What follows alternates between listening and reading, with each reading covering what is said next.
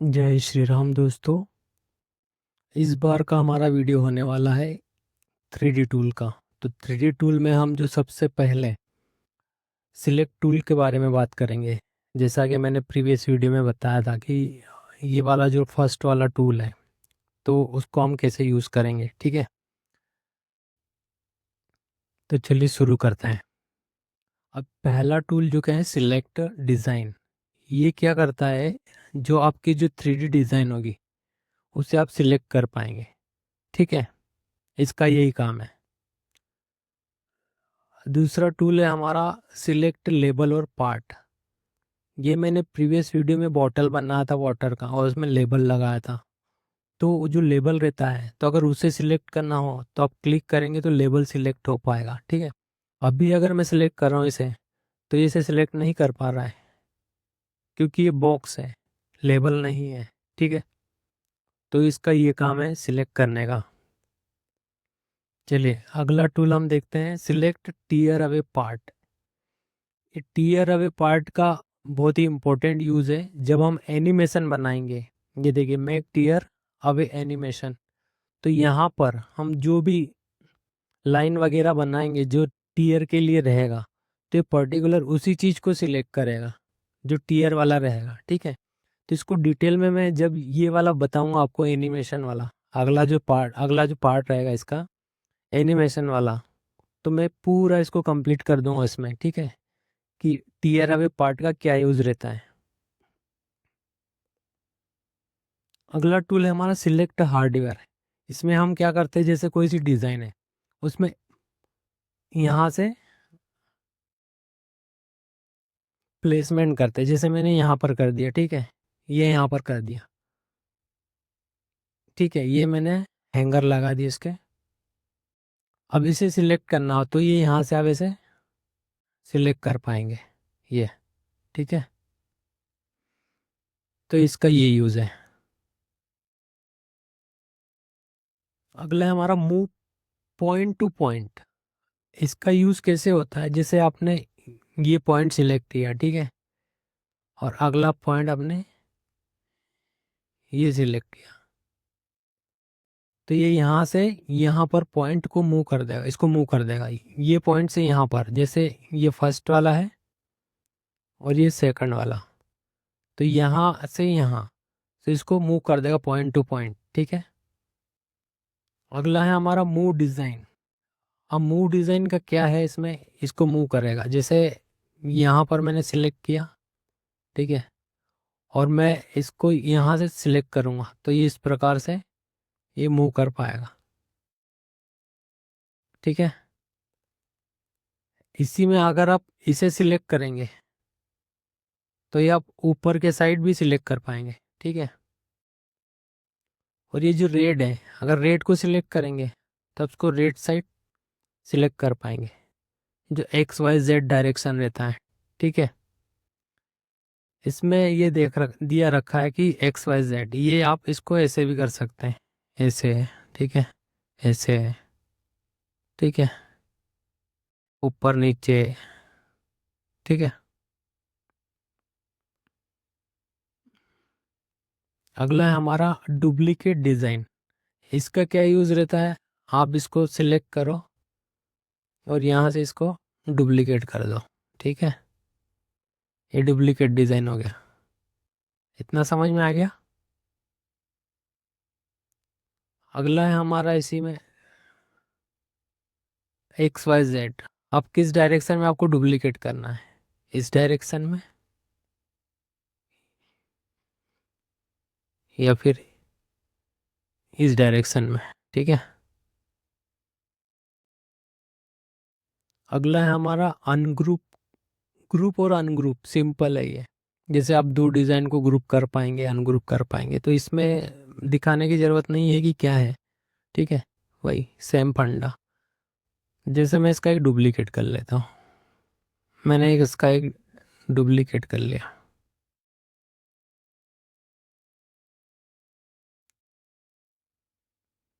ठीक है, ये डुप्लीकेट हो गया। अब इन दोनों को मैं ग्रुप कर लेता हूँ, सेलेक्ट कर लेता हूँ, सॉरी, इसको ग्रुप कर दूंगा। ठीक है, तो ये इस प्रकार से इसको ग्रुप कर देगा। समझ गए आप?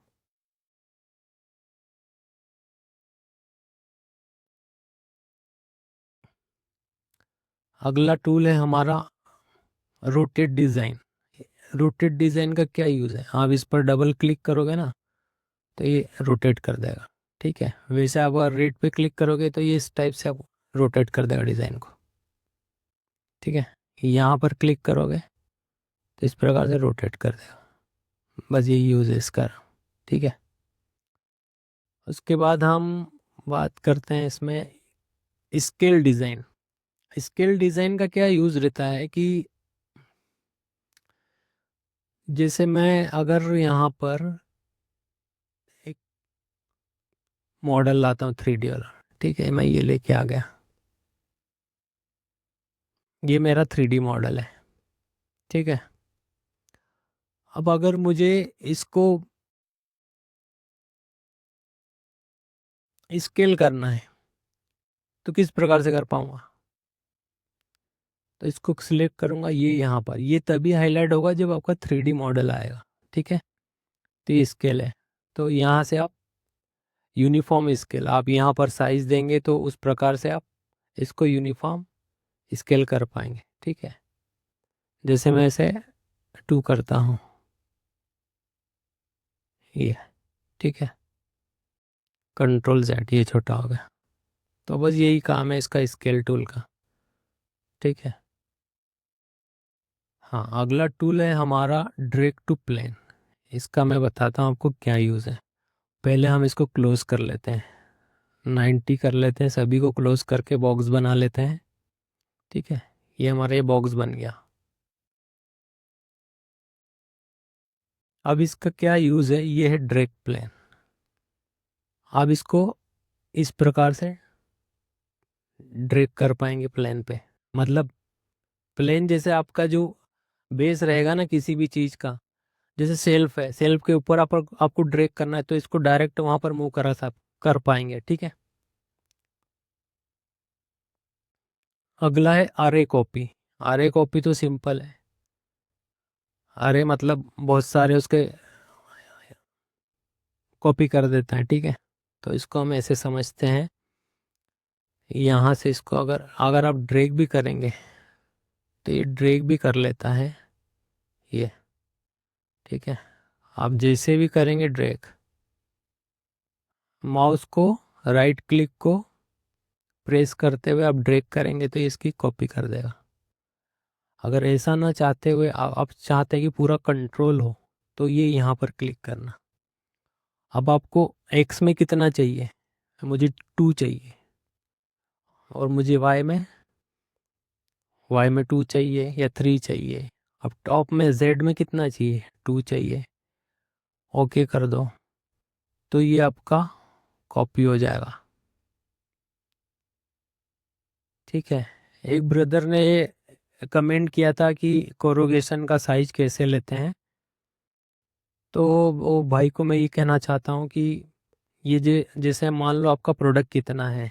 ठीक है, आप मान लो मेरे पास 2, 4, 6, 6 और 6 12 पीस है मेरे पास। ठीक है, अभी 12 पीस का मुझे कोरोगेशन सिपर बॉक्स बनाना है। तो अब इसका जो भी साइज होगा तो उस प्रकार से हम इसका कोरोगेशन बॉक्स बना पाएंगे। क्योंकि कोरोगेशन बॉक्स जो रहता है, सिपर बॉक्स जो रहता है, वो एक पार्ट के लिए भी रहता है, लेकिन ज़्यादातर वो ज़्यादा चीज़ों के लिए यूज़ किया जाता है। ठीक है, सिपर बॉक्स मतलब सिप करने के लिए, जो बाहर भेजने करने के लिए जो रहता है सिपर बॉक्स, तो उसके लिए हम इस प्रकार से यूज़ करते हैं। जैसे मुझे 12 पीस का मुझे सिपर बॉक्स बनाना है, तो हम कैसे बनाएंगे, तो मैं उनको यहीं पे बता देता हूँ कि इसमें बहुत इजी है बनाना। ठीक है, तो कैसे बनाएंगे, पहले तो मैं सबको सिलेक्ट कर लेता हूँ। ठीक है, फिर यहाँ पर जाऊँगा बाउंडिंग बॉक्स। ठीक है, यहाँ से मैं 2 या 3 mm, 5 mm भी होगा तो चलेगा, 5 mm कर देते हैं। तो यहाँ से मैं इसको सिलेक्ट करता हूँ और यहाँ पर सिलेक्ट करता हूँ, तो ये यहाँ से इसको, ये मैं अभी तो एक नॉर्मली बता रहा हूँ, जब प्रॉपर बताऊँगा तो मैं आपको सही से बताऊँगा। ठीक है, ये हमारा राइट से हो गया। अब इसको हम घुमाते हैं, ठीक है। ये एक साइड से हो गया। अब ये दूसरी साइड से हम इसको साइज लेते हैं, इसका बाउंडिंग बॉक्स को हम बढ़ा देते हैं, ठीक है, एक अंदाजे से, ठीक है। ये हो गया। अब हम टॉप और बॉटम से भी थोड़ा सा बढ़ा देते हैं, ठीक है।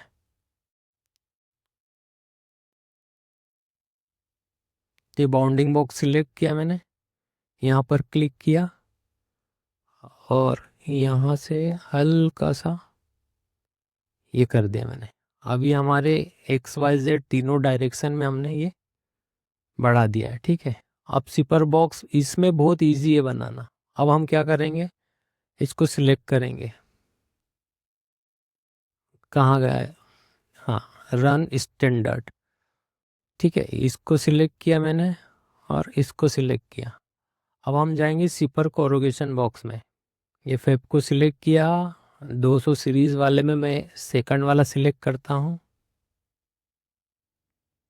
ठीक है। अब मैं जाता हूँ कोरोगेटेड बॉक्स में, यहाँ पर बी फ्लूड यूज़ करता हूँ, बी फ्लूड में 175 बी सिलेक्ट करता हूँ। ये परमिट W2 एग्जिट कर देना, क्योंकि अभी इसका साइज कोई निश्चित नहीं है, तो इसलिए वो इग्नोर भी कर सकता है, ठीक है। ये दिखा ही रहा है एक्सेप्ट रेशियो, ठीक है। तो देखो ब्रदर, ये आपका कोरोगेशन बॉक्स बन गया, ठीक है। सिपर बॉक्स आपका कंप्लीट हो गया 12 पीस का, ठीक है। अब इसमें कुछ भी लॉजिक की बात नहीं है, ये कंप्लीट हो गया आपका, ठीक है। और इसको हम फोल्ड कर देंगे। फोल्ड कैसे करेंगे, ये दोनों को 90 डिग्री पे कर देंगे, 90 से ऊपर भी करेंगे, हाँ 89 करेंगे, ठीक है। ये 89 और ये दोनों को 90 कर देंगे, ठीक है ब्रदर। ये आपका कोरोगेशन बॉक्स सिपर बॉक्स तैयार हो गया, इसमें कोई भी लॉजिक नहीं है, ठीक है। ये आपका सिपर बॉक्स कंप्लीट हो गया। इसकी आपको वो डाई भी बना देगा, मतलब की लाइन भी बना के दे देगा। ये आपका परफेक्ट कोरोगेशन बॉक्स हो गया। इसमें कोई भी आपको दिमाग नहीं लगाना है। इसमें ये बहुत बढ़िया चीज़ है कि ये ऑटोमेटिकली आपका जो सिपर बॉक्स है उसका साइज डिसाइड कर देता है। बस आपको पीस रखना है कि कितने पीस का बनाना है, ठीक है।